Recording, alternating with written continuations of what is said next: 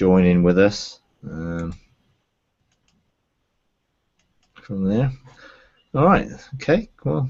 Okay, I have a question about Yep. sound and frequency. Yeah. I was told to release a sound which I have no idea what is. Don't know how it sounds. just I'm just lost.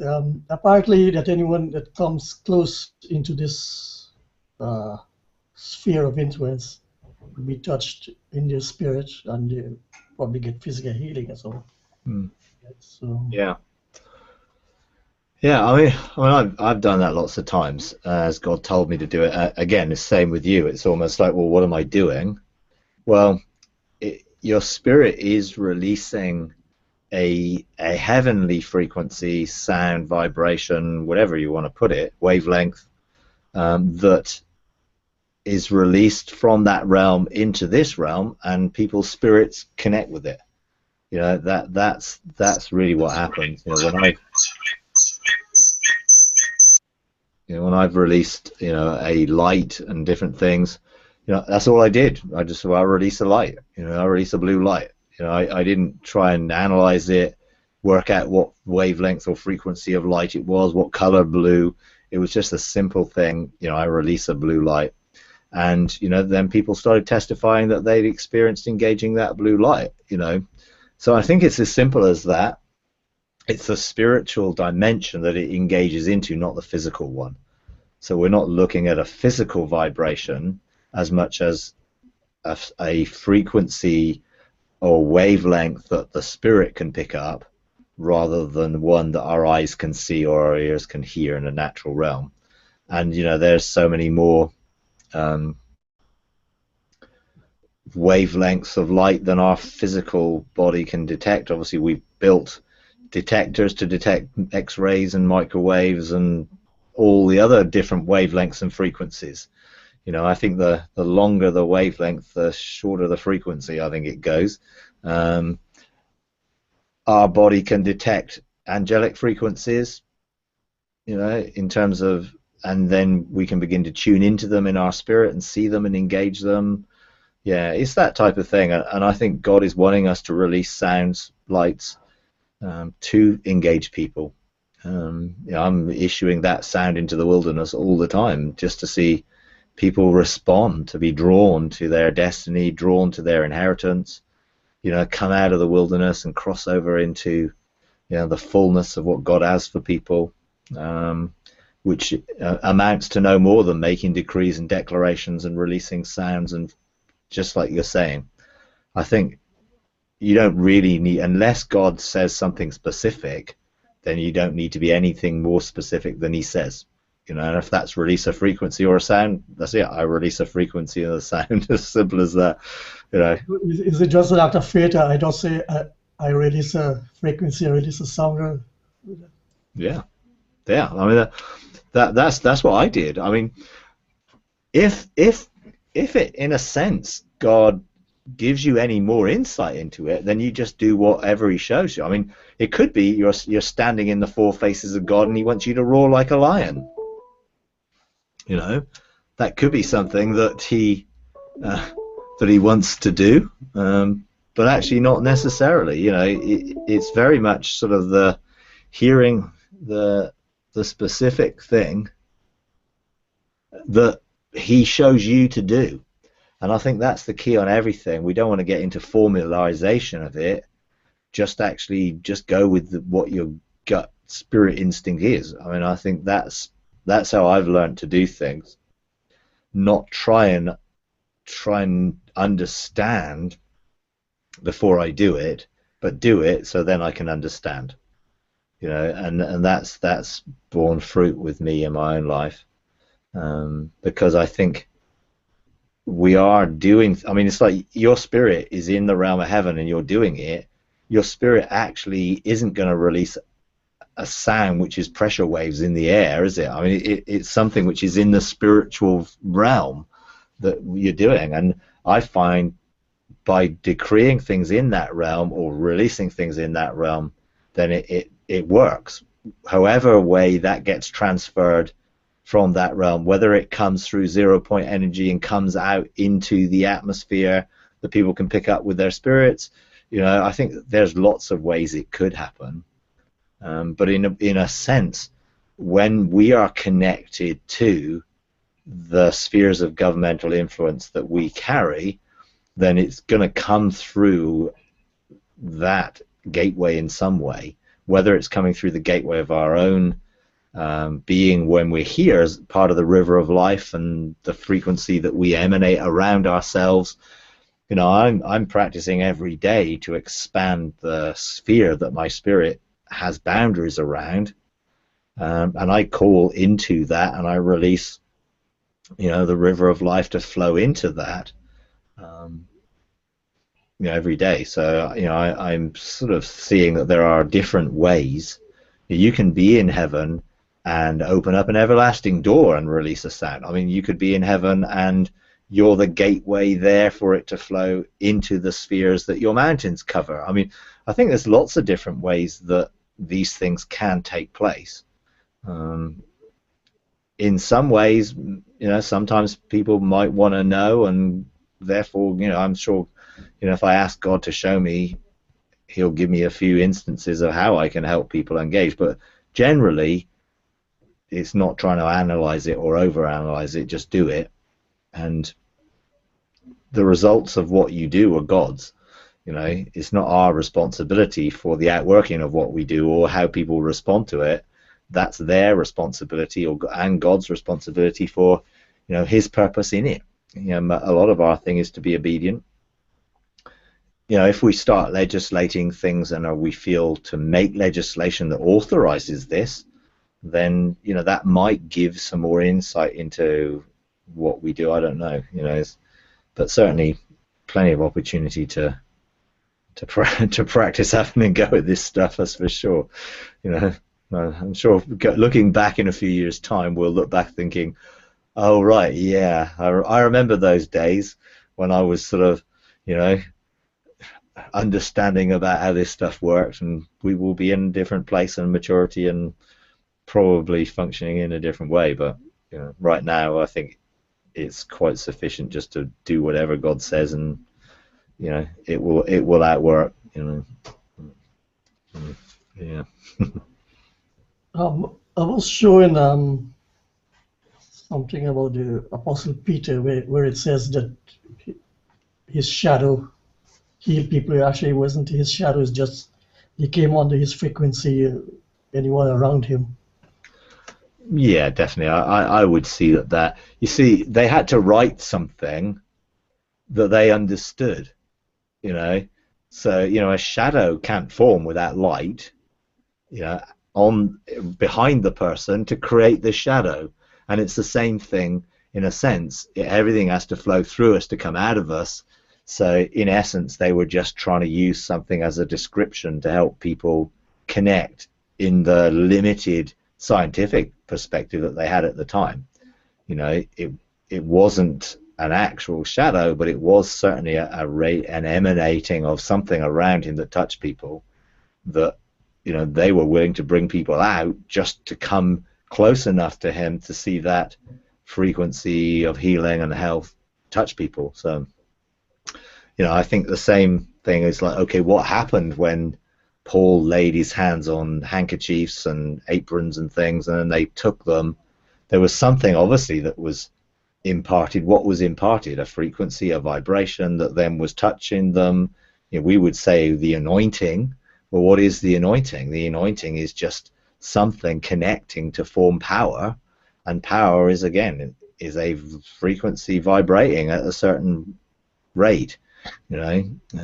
So same sort of thing, just now we can look at it with slightly more scientific eyes, and see, it wasn't just magic. It was something that operated in the spiritual laws and natural laws, and we have authority to operate within that and use those things as as we're mandated to do. So yeah.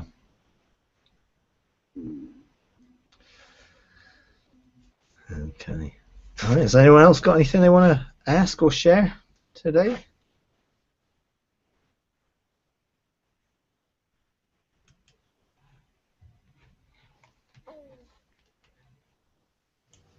I remember Ian saying that just a cup of coffee would lower your frequency down to 30 hertz or something like that and leave you exposed to flows and coals and all sort of things.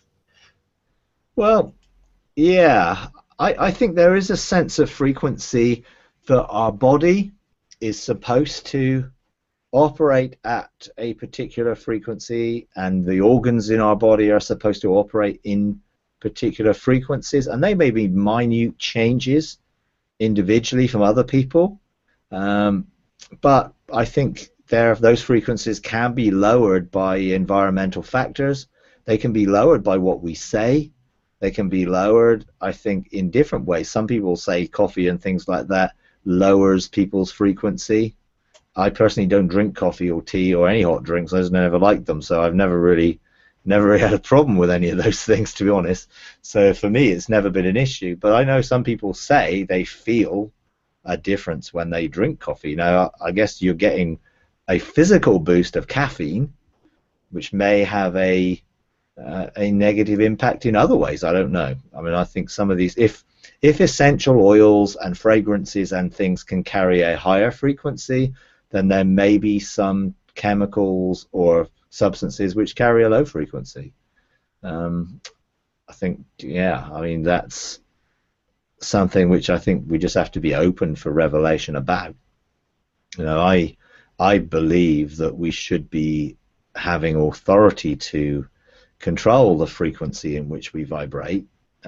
That will enable us to be able to go into and out of that realm through quantum tunneling or quantum teleportation, whichever people use, or quantum entanglement, being able to be connected with people in a different area, not through any technology, but through, in terms of the spiritual dynamics.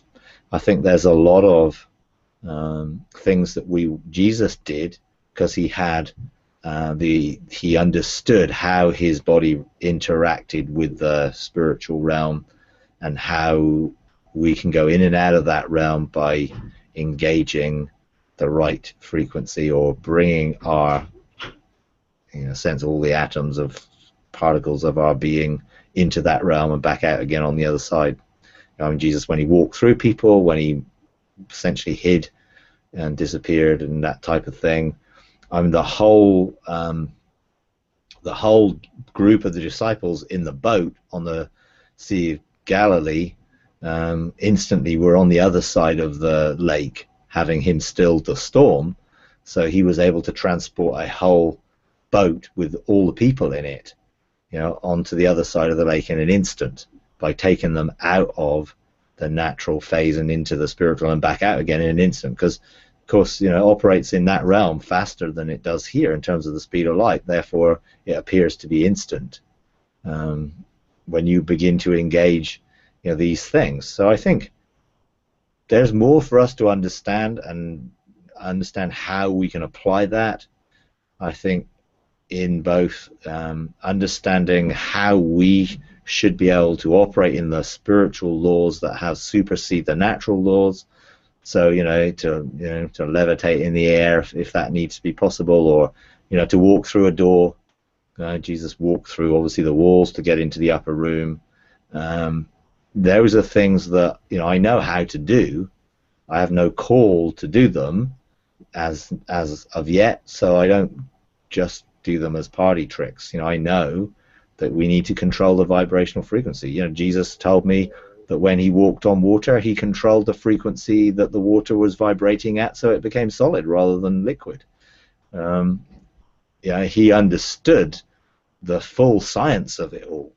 And hence, when I first went into heaven, he gave me a quantum physics lesson and a lesson on frequency and resonance and vibration, because it's something he wanted me to know, and something that I think he does want all of us to know, to a degree, how to do those things. And I think in the future we will need to use some of those abilities. There may be other supernatural abilities that we also get to engage in. So, being able to perceive different wavelengths, being able to use sound and light, and to control energy and matter, so that we can change one into the other. I think those are things that Adam had the capability of doing and did before he fell. Um, you know, which I think will be restored. Whether it goes into the realm of superheroes type stuff and some of the things that they do and have the capacity of doing, whether that will be something that Adam would have grown into or had, that will be restored, maybe. Adam would have still had to have been conformed to the image of sonship, so he would have still had to gone through the process of ascension. It's just the New Age movement has, in a sense, perverted that into, well, you ascend through reincarnation rather than transformation and transfiguration. And I don't believe in reincarnation, but I do believe in transfiguration and transformation, and I do believe that will be both in character and nature and governmental authority. Therefore, I think there's a lot for us to become mature in and grow into, and some of them may well be supernatural abilities that we will be able to use. So Jesus was able to speak healing in one place and the person be healed in another place. Well, that's quantum entanglement. His words were able to connect with a person who wasn't physically located. But in the quantum realm, spiritual realm, there is no distance in that same way, so everything can connect and interact. So I think there's a lot. I think my own personal journey with that is, I know I've never really got involved with, say, frequencies of oils and things and sounds in a way. We have people here who are definitely engaging with producing sounds and making sounds for restoration and for healing and things. They're being inspired to do that. I've certainly not used that myself, but I do look to generate the right frequency around me and to fill the atmosphere with love and joy and peace, and to carry a high frequency that will bring that love to engage people. That's the desire that I have, and I see that as the rivers of living water flowing through me to create that atmosphere that people can tangibly experience. But that's something that I think we all have to learn to do by desire and then practice. And I think it does work.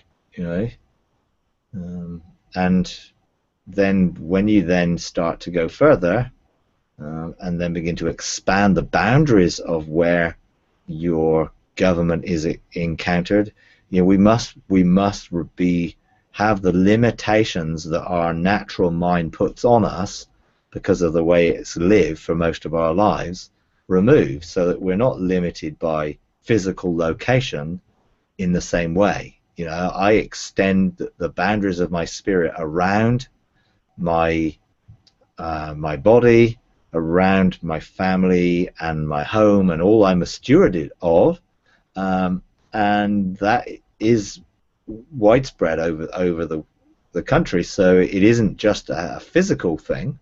And even when I do extend it around a physical area, let's say our local area or our regional area, I'm not really interacting with the physical boundaries that exist. I'm creating it into the spiritual realm which exists in that region or area.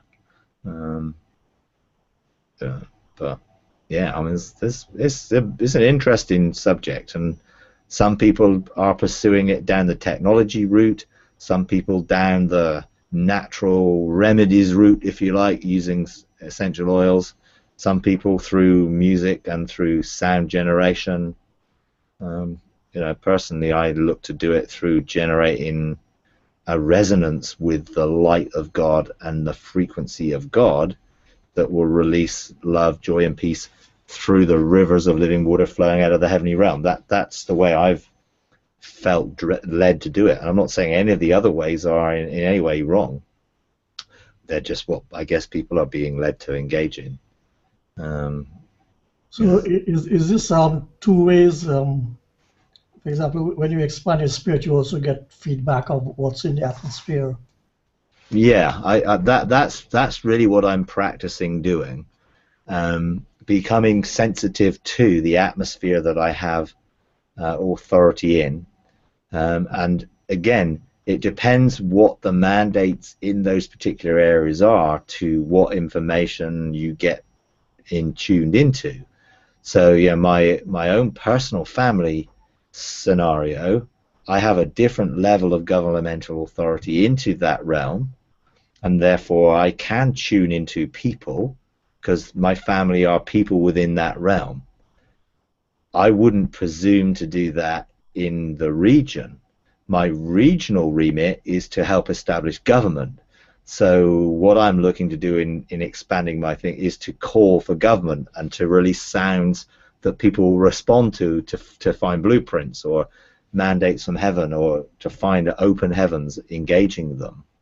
So different realms will have different things. So I'm looking for a sensitivity to where people are beginning to pick those sounds up, and then what can I do to help facilitate or support or encourage them when they hear that sound, which is different from what I can do.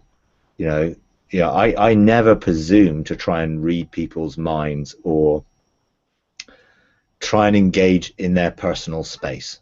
I can see what's coming off people if I choose to engage it. I find that some people have been almost like using well, not the threat, but almost sort of just joking almost. Well, I can read your mind, and it's I'm not sure it's over healthy in that the people feel uncomfortable, with that. I think there is a definite uncomfortableness that can create, and almost like a superiority and fear, that can create. So I would never even think about doing that. If God clearly asked me to do something in that, it was because I had a very clear mandate to be able to do that, or a person opened that up. I certainly wouldn't dream of imposing. So I'm not really looking for the same level of information that comes out of the supernatural realm around a region as I am, in my own sphere. I mean, as a church, I have authority as part of the bench of three for the church, so I extend my boundary around the church. But again, it's to do with how we're called to fulfill our destiny and blueprint, and therefore helping people find and fulfill their destiny and helping people to be free, that I'm looking for to connect with. So if there is a disturbance in the force, if you like, within our area, then yes, I am looking to be connected to it. If the enemy is looking to infiltrate in any way into our sphere of government, then I would hope to be sensitive to those intrusions. And I'm trying to tune in, learn how to tune in to be sensitive. I don't think it's automatic. It's something you have to consciously, through desire, focus on. And I do. I'm practicing doing it. But it's not down to one person, of course. So I'm expecting other people to hear similar things or things that they pick up. Because otherwise it will come back to the same old, same old. Well, yeah, we have someone who can do all this stuff, so we're going to wait for them to do it. Well, I always want to see others released into engaging and doing the things that God calls them to do. So rather than doing it for them, I'll use examples to help them feel inspired that they can do that themselves as well.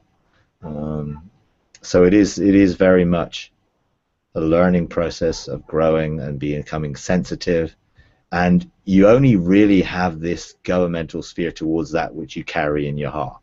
If you don't care for, in a way, which you've invested into emotionally, spiritually, then I think there's a limit to what you can just do out of will.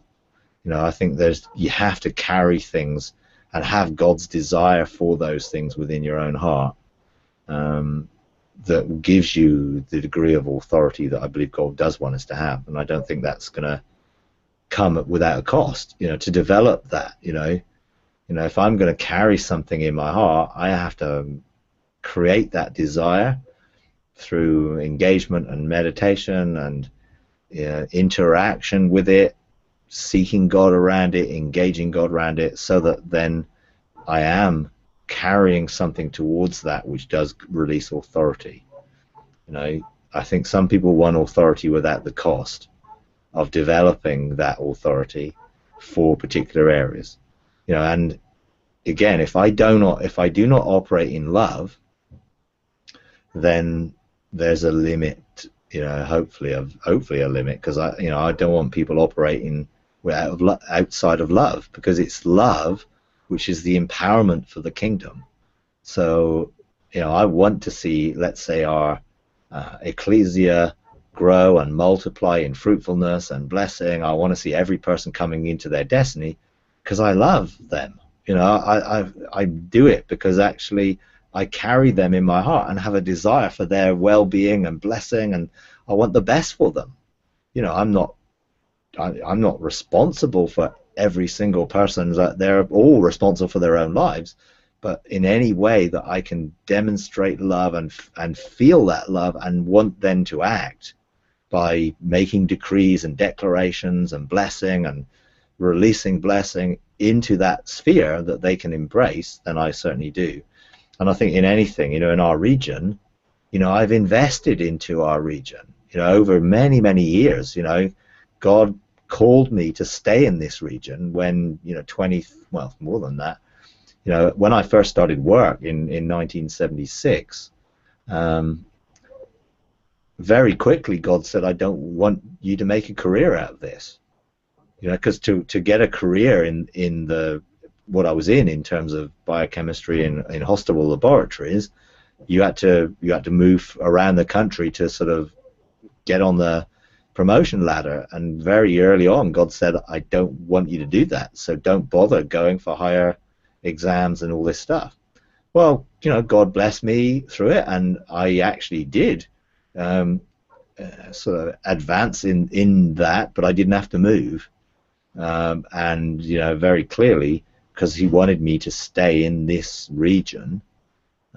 So where I used to live in Cornwall, I've now in Devon, so I've not moved far, but I'm in the region now, and I've invested into the region. I have a heart for the region, and I know God wants me to stay in the region. So from that perspective, I know I also that my heart for other regions is growing.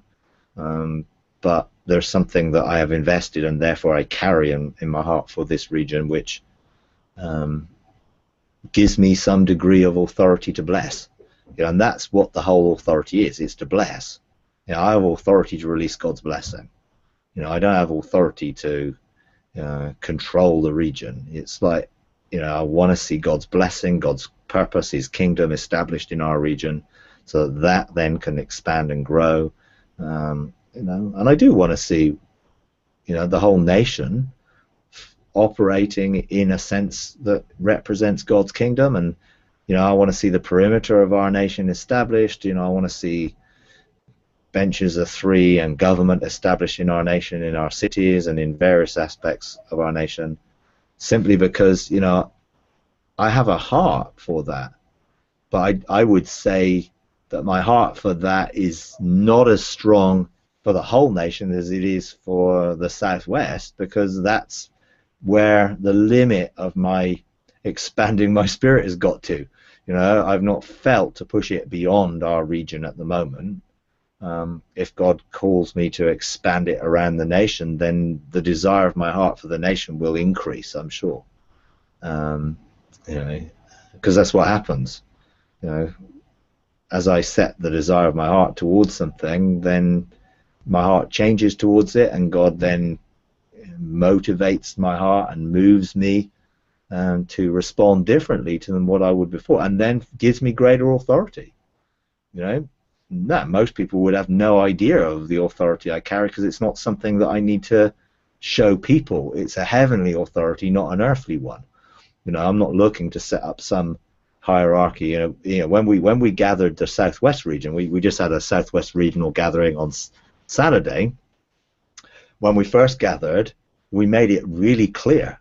We've been meeting together for a few years as a bench of three for this region. That means that we're wanting to release everyone into the fullness of their government. There is no hierarchy. It is something about releasing others, not being over them or controlling them in any way.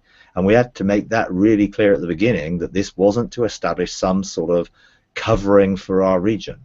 We're looking to see foundations set in our region, which means everything can be built in according to God's purpose in our region, which is very different from, we're setting up a network in which we are controlling it, and therefore when we gather, we don't come with an agenda that says, well, we're telling you what God is wanting to do today. We come with an agenda, hey, heaven's open here, let's go and hear God about what he wants to do.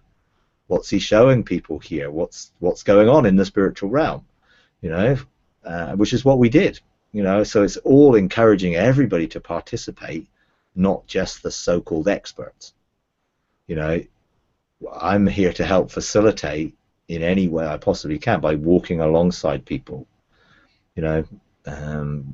If I'm a foundation for anything, then it's just that people can build on that and go higher and further, which is God's desire. So yeah, there's a lot of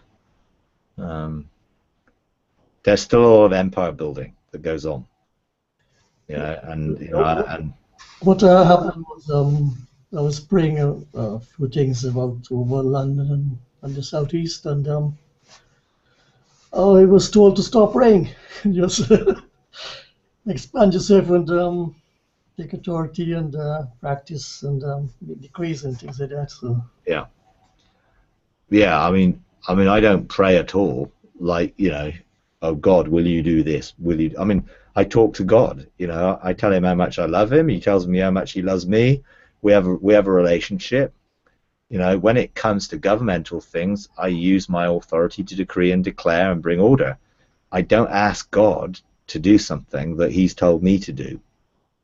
And then that's the difference between an old model of praying and a new one. It's like prayer is communication two-way with God. It's like I never ask him to do something, because he'll only say, well, I've given you the authority to do it. And if there are things that I don't yet have the authority to do, then he will give me that revelation that brings that authority if he wants me to do it. If he doesn't, then he won't, and he'll use somebody else, which is fine. So I think in a lot of these things is changing our mindsets. I mean, it was very interesting, on Saturday when we had a regional gathering. We did some various things. We did a court case corporately, modeling it. Then we got people to break down into their groups, and it was really, really interesting just to listen and hear what was going on, because you saw a mixture. A lot of people were still using, or some people were still using, an old model. We heard them praying, oh God, will you do this? God, will you do that? And we're sitting there smiling, thinking, okay, we need obviously to have a little bit more understanding here, because people are still on a journey and people default to their comfort zones of praying. It's like when we go into a court system of heaven, we need to get a verdict, then we use the verdict. I don't ask God to use that verdict.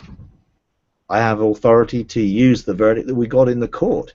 The judge has given the verdict so that we have authority to use that verdict. So I don't pray and, oh God, will you do this, will you do that? Because I think that goes backwards into, well, we're not mature enough to do it for ourselves. I mean, I love to talk to God and tell him how much I love him and engage with him in that way and have intimacy and everything else. But, I don't pray, and we don't pray at all here. We don't have prayer meetings. Our prayer meetings were never normal prayer meetings. We were mostly storming the heavens in tongues and doing things. But now we're in the heavens. We don't need to do that. We're operating in a realm that we don't need to try and open up that realm anymore. It's open. You know, a lot of what we did for years was, you know, really praying in tongues intensely. We were trying to open up a realm. I don't think we knew what we were doing, but that's what we were doing. That realm's now open, so now we just function in that realm. We don't have to keep trying to open it anymore. So we just don't do any of those things like we used to do, simply because God has shown us a different way. You know, everyone's on their journey, so people are in a place where they're still operating in a sense of here calling out, hoping God hears, or here looking to engage through praying, rather than going and talking to God first, you know, face to face. So I definitely think there's a journey that we're on, you know, that will change as we go forward more and more. Yeah, awesome. Okay, so has anyone else got any things they want to ask or share? Yeah, hi Mike, welcome back. Hi. We really enjoyed some of the sessions that we listened to, though we're very blessed by what we had. Okay, yeah, I mean they were good. It was Phoenix were great. Yeah. It was really, you know, the place was called Heaven's Place, so it was a very open atmosphere. Did you see the video of the angels flying around? Oh no, I haven't seen that one yet. In one of the live sessions, we just, I think it was I talked about ketubah and being free from the law and being free, you know, in a way, and people I guess received the revelation and they were really excited, so they just started spontaneously just dancing, and they put on some music, and the live stream carried on, and people started phoning in and connecting, saying, are you watching the live stream? And there were just these orbs of light flying around the room, and you know, and not just, and the room was very low lit. I mean, it wasn't ideal for live streaming, really. It was quite low lighting. And you know, I was there, and I was sensing, you know, there was a lot of activity in the angelic realm, but you know, it wasn't natural lights that were flying around. And when I look back at some of them, you know, I've got a clip of it, that they were moving in and out, coming through the screen, back through. I mean, it was really interesting just to watch all these things zooming around the screen, because they were rejoicing in the revelation that people were rejoicing in. You know. It was great. So I'll look out for that. Yeah, my question concerns the cleansing of gates, soul gates and spirit gates. Yeah. You know, like when you have to step back into court, like 15 times a day, what do you say? If you do you still have to go through the long procedure, or I welcome you, I honor you, Lord? Is there a shorter version of where you can just step in and say? Yeah, definitely, yeah. I mean, yes. I mean, in essence, once the pathway to the court becomes part of you, then you can access the court immediately by just convening it. So I just think in my mind, I'm convening the court. I step into the court. I stand under the covering of the blood of Jesus. God's throne comes. I call the accusers. You know, it's that quick. You know, I can do a court case, you know, a repeat court case, particularly, you know, in a 30 seconds. Yeah. You know, when you're doing a corporate court case, or you're doing something together, obviously it's going to take longer, because you want to hear everyone's things that they're hearing, and you want to agree together. But when you're doing it personally, no, you become. It's the same thing as like being a living sacrifice. You know, it took me 45 minutes every day to just present myself when I was learning how to do it. Now it's like 45 seconds, you know, unless God has anything he wants to highlight on the way. So it becomes so part of you that you can engage it and live it in that way. If you are having to deal with something that often, then I would be looking at something deeper in that.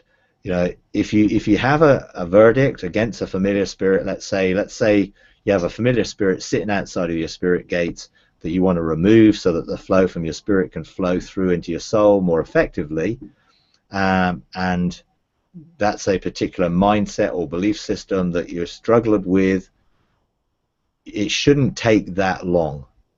You know, I did the 40-day battle plan when I did that teaching, and you know, I think that's available for people to get hold of, in which you can, if you're really in that level of seriously trying to deal with something, you need to set a plan of action and use that plan to deal with whatever it is that the enemy has got, even eventually down to sort of any genetic level seed influence that may be there that gives that the legal right. So there may be other things you need to do, you know, taking communion, getting that seed purified.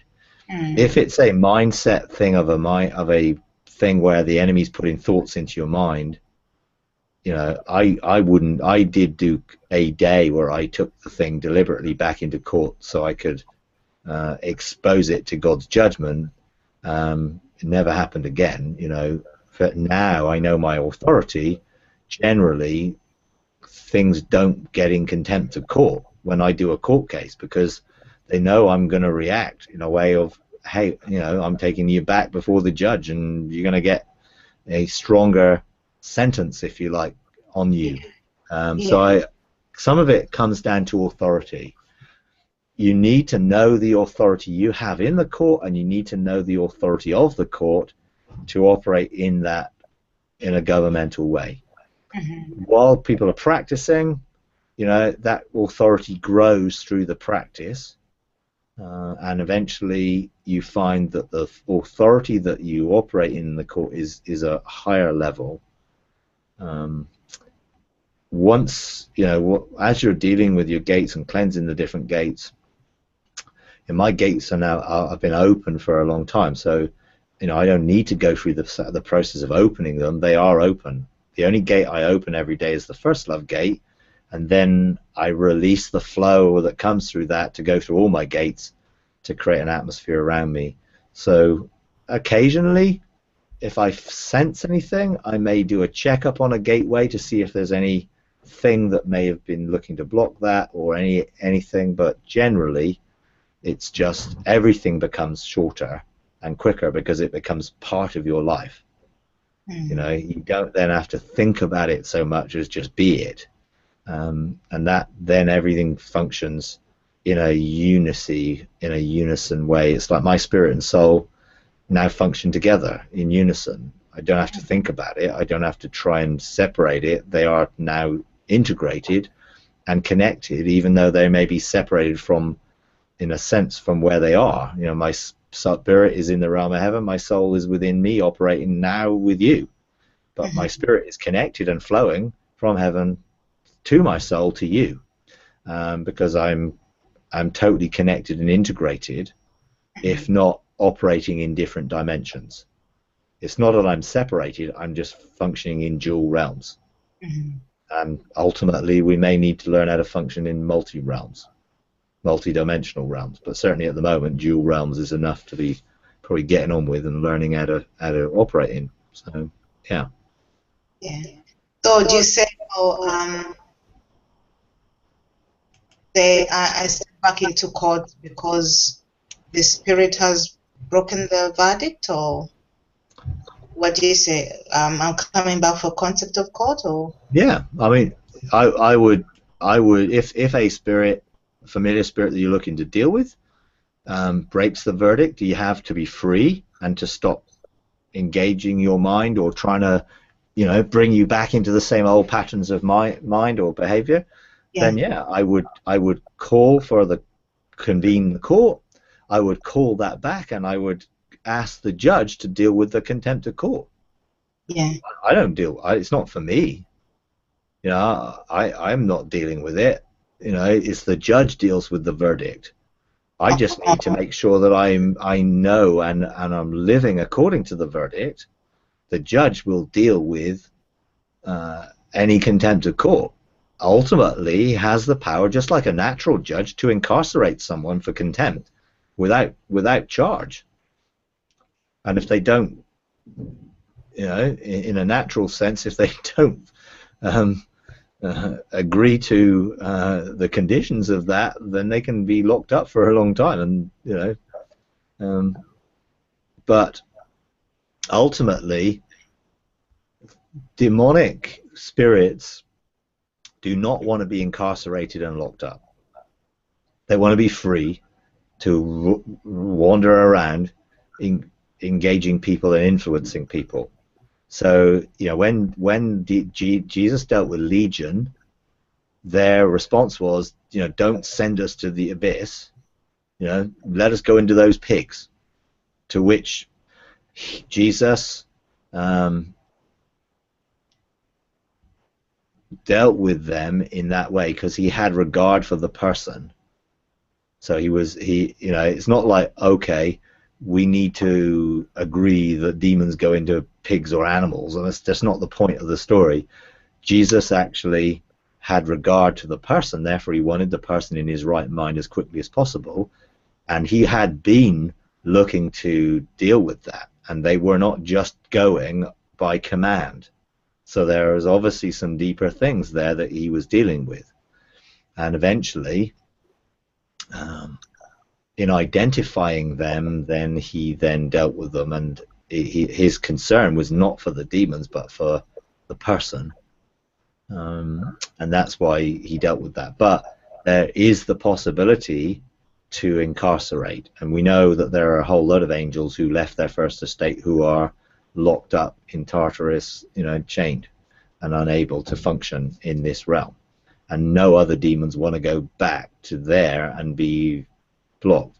So I find that a contempt of court thing doesn't last very long with me, because I exercise it, and I can't remember last time I did any sort of contempt of court thing in my own life anyway, but I know people do,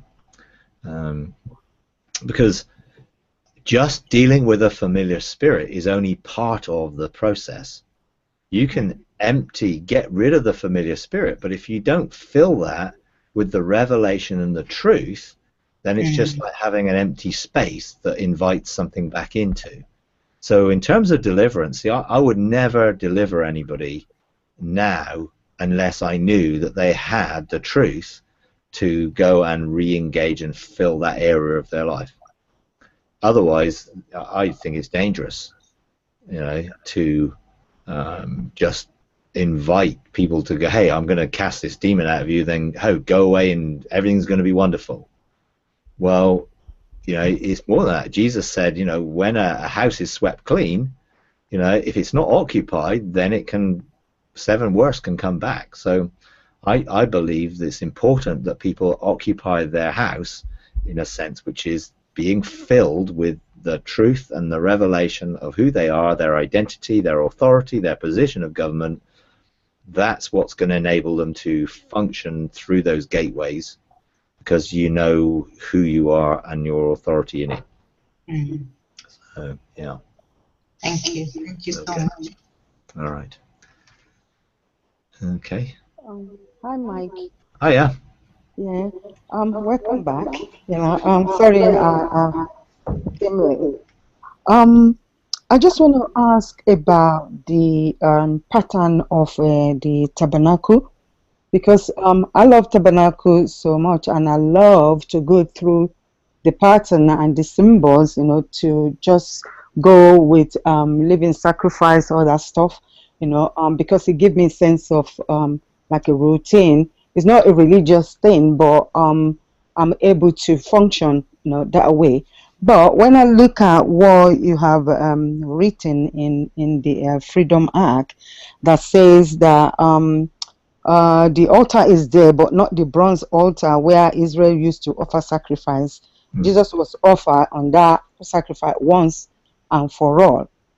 Okay, my question is in that area, and I got to see here that you present yourself as a living sacrifice on the altar of incense. So I'm now asking the question, is that the way I do it, does it mean I'm just walking my way in instead of flowing from inside I mean, inside out? Am I walking in like outside in? I'm just asking that question.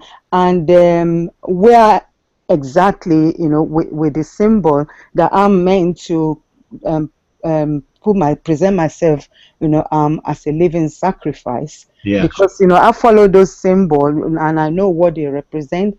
So, like, because I start from coming in with praise and, I know I'm forgiven in the brazen altar, but I'm not sure whether I'm supposed to be in that place, which is not bypassing the cross, something like that. Because yours, when you're doing, because you have cleansed all your gates, and you did say that when you come in, you do the living sacrifice first. I mean, sorry, the Okay. first love gate. Yeah. Okay. First. Yeah, I get what you're saying. Yeah. Okay. Well, in a sense, the gateways are all about flowing from the inside out and about personal relationship with God and being a house of God and being a mountain and knowing our identity. When we step, and that's the pathway of relationship. When you step through the open heaven, Jesus, as the Lord, is waiting for us in the doorway. Or you shift your focus to engage the Lord, what you're doing is you're presenting yourself to him. He's the high priest after the order of Melchizedek. You present yourself to him as the living sacrifice so he can prepare you to serve him in that day, because you're following the pathway of responsibility. Now, the brazen altar in the old covenant is now replaced with the cross. So I engage the cross when I step through the veil, and I engage by trading into what Jesus has done on the cross to exchange old for new. So it's a place of exchange. So I exchange death for life. I exchange sin for righteousness. I exchange guilt, shame, condemnation for justification. I exchange sickness for health. I exchange by going through it. So literally the veil of his flesh is the way we engage. So we're going through that so that we can stand in robes of righteousness as we step through. So although it's not a sacrifice that needs to be made every day, we're the sacrifice, but we're engaging the sacrifice of the cross that enables us to go through that. You cannot go through into the realm of heaven without going through the cross. Yes. Because that's the access point. Jesus, his death on the cross has opened that veil for us to go through. So then, as I present myself as a living sacrifice, I can engage in the different aspects of the tabernacle in that process. So, when I, let's say I ask Jesus, okay, skin me, remove my head, remove my legs, split me open, reveal my inner parts, right down to bone and marrow, split open my bones so that my DNA can be exposed. I'm basically search my heart, oh God, put me on trial. Those type of prayers are really about me presenting myself and then being open for Jesus to engage me. Now, when I first started to do this, 5-6 years ago, it would take me 45 minutes to go through that process because I was developing the pathway. So I would be, okay, what does it mean for him to skin you? Okay, to remove all the external layers and to remove all the coping mechanisms, defense mechanisms, everything that I've built around myself to protect myself. I'm giving him total permission to remove that. Well, there were lots of things that he had to show me that I needed to deal with. Then it was like, okay, I'm opening up my inward parts. He's conceived my inner things, the motives of my heart, the thoughts and intentions of my heart. So he had to show me a lot of the thoughts and intentions of my heart, which were the motives. When I did the gateways, I dealt with majority of was behavioral patterns and familiar spirits. When I went and did living sacrifice, I really dealt with the motive of my heart because I was allowing him by choice to engage me at a different level. Well, now I don't need, I can do that pretty much, immediately. As I engage the cross, what I'm literally doing is I'm denying myself and taking up the victory of that cross every day. I've been crucified with Christ, so it's no longer I who lives. I'm surrendering self. So I cannot serve through self-interest, self-motive, to give me position, to meet my needs, to give me affirmation, approval. I have to serve out of desire to bring glory to God. Therefore, there was a lot of things he had to deal with along the way as I'm a living sacrifice. And then, presenting myself, there's the gold, the laver, the bronze laver, where the priest washed. Mm-hmm. Well, for me, that was a mirror reflecting surface. So for me, it was like I engaged that, and I'm like, I want this to be, I'm looking in the mirror of your truth, your word, so that you can reflect back to me how I see myself. Mm. So any way in which my view is distorted, so I'm not seeing myself the way you see me, then I want you to reveal that so I can repent and renounce it. Maybe I need to do a court case to remove why I look at that way. So I present myself on the altar of incense, so my life can be an offering to you in service today. They're symbolic of my desire to surrender and yield only to do what I see the Father doing, and to have every obstacle removed from me that hinders me fulfilling what the Father wants me to do on that day. So ultimately, I want to come before the Holy of Holies, and I want to engage there to find out the will of God, and to then go into the governmental, the four faces of God, and get a heavenly perspective and eventually an eternal perspective, and then rule from that place of government.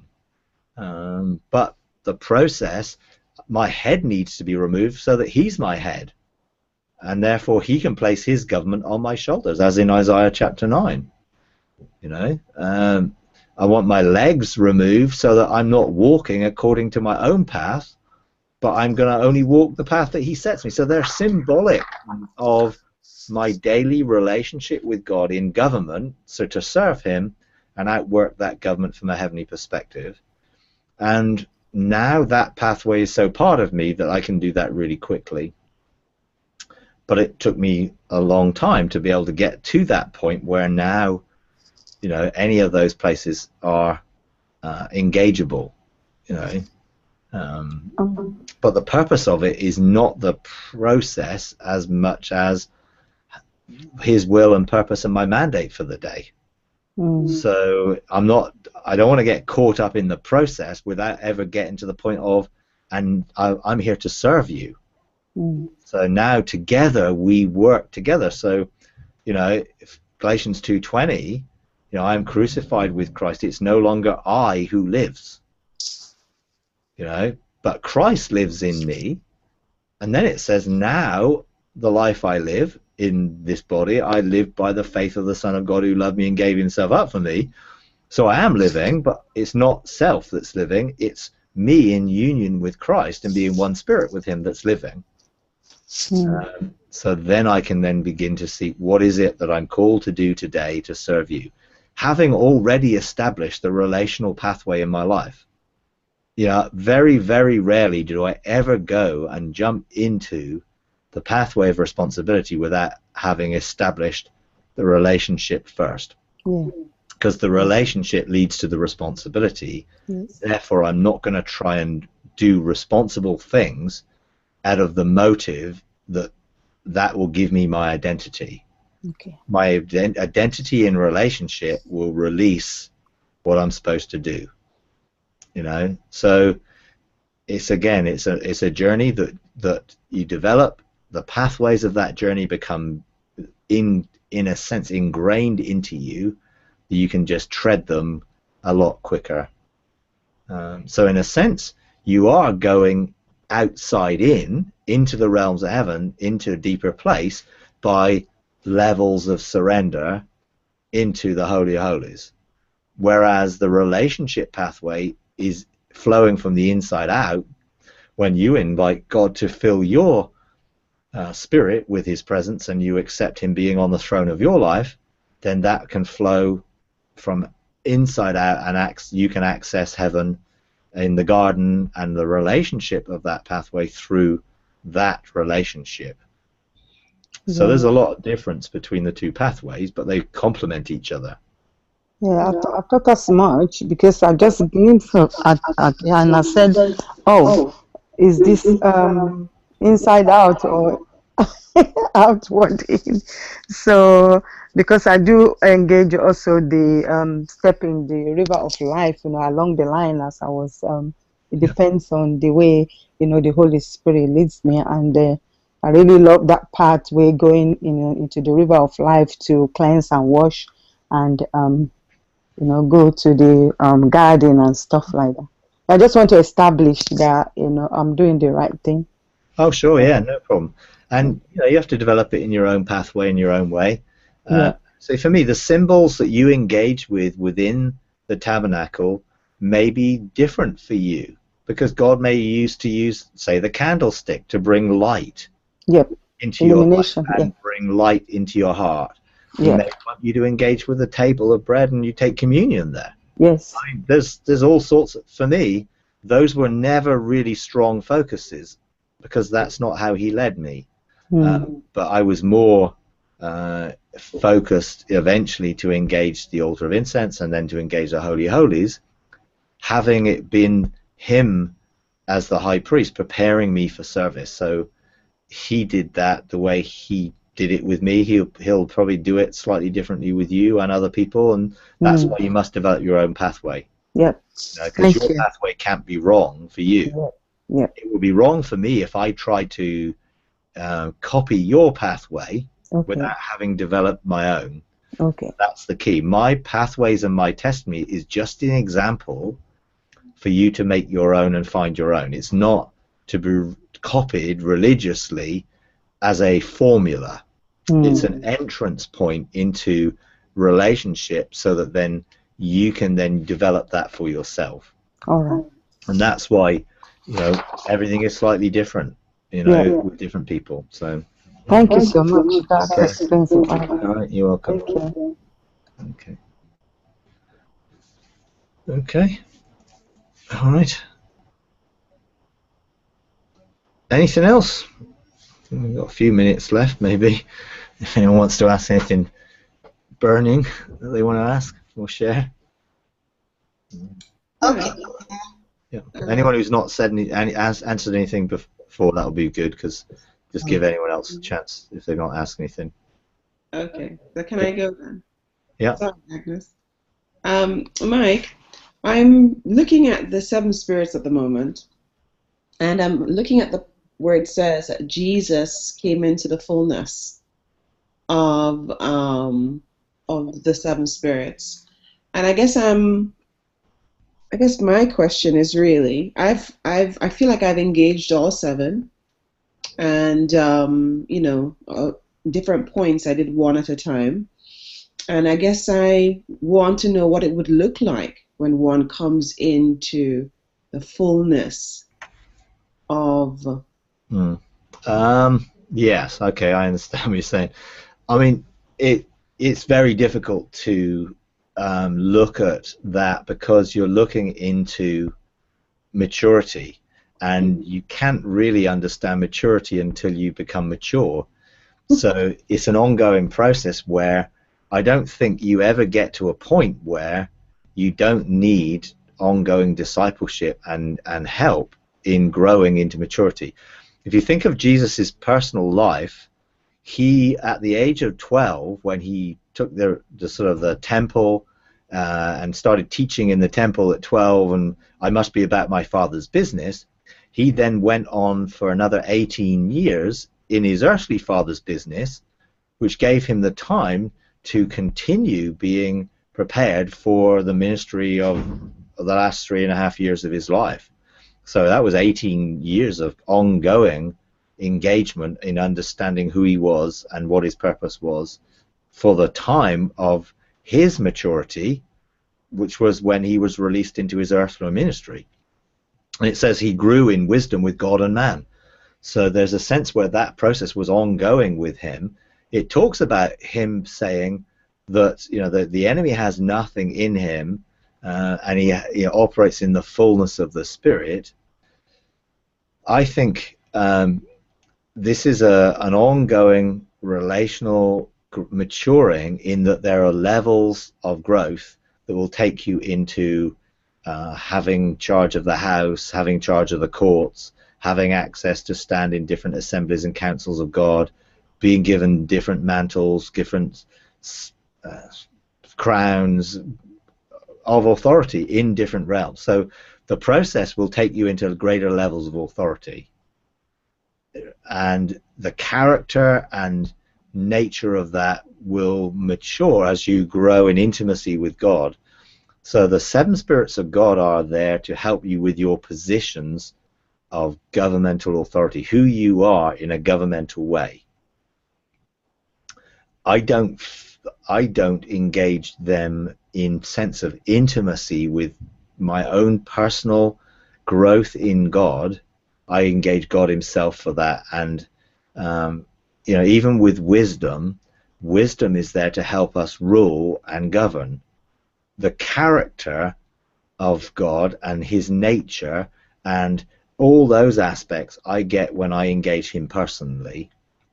I want to engage him and the fruit of the Spirit to receive the fruit. So I engage the firestones. I engage him, not the seven spirits of God, in those relational maturing. So the seven spirits help me in my heavenly positions of governmental authority. And going through the different aspects of that governmental authority in terms of they authorize and they mandate and they release, and they empower, and they do those things for our position. So what does that look like? Well, it will look like increasing levels of authority that we're given permission to use, I think. But the character that goes with that comes from the relationship that I have with Jesus and the Holy Spirit and the Father, that they father me into sonship. And the seven spirits of God help me outwork the position that sonship gives me, and those positions increase in authority. I guess, I guess everyone will be different. So whatever God, your destiny leads you towards, will be part of that process. Of you coming into the fullness of your destiny in authority in those areas. So for me, I've engaged all the seven spirits of God. I engage with wisdom a lot. They are around me, helping me outwork my positions of government. And therefore, sometimes I'm aware of a particular color that engages around me, or I might be engaged in a particular sense. They are very active, but not always cognitively, because they're engaging my spirit, not trying to make me understand stuff. It's more about helping my spirit to function in that realm and role that I've experienced them with. Others have signed up in certain tutorial classes and classrooms of heaven and different things, and have engaged them in different ways. I think it's how it works for you in that. I don't want to be prescriptive about how they function with you. They function with me more in that they are helping me learn to understand the positions of what I do, and I think they inspire some of what I do when I'm on my throne or in my position of government. Sometimes it's my spirit just does things that almost like, well, where did that come from? And I find myself, where did that come from? And I think the seven spirits are involved in that inspiration to inspire my spirit to function in government and release government in different things. So, yeah. Oh, that's a brilliant answer. Thank you. You answered even what I didn't know. Thank you so much. Okay, you're welcome. Love it. All right. Okay. Well, I'll leave it there.